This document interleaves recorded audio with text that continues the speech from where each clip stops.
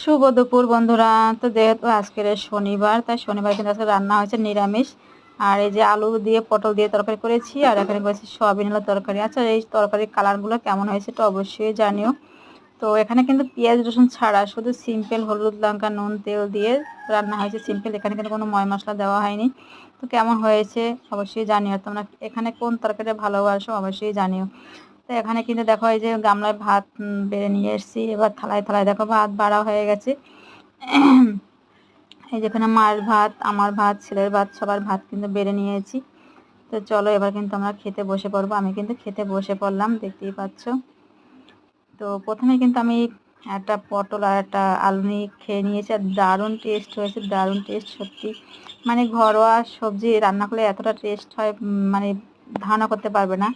পেঁয়াজ রসুন ছাড়া, মাছ না কিছু না, পেঁয়াজ রসুন না, তো সিম্পল।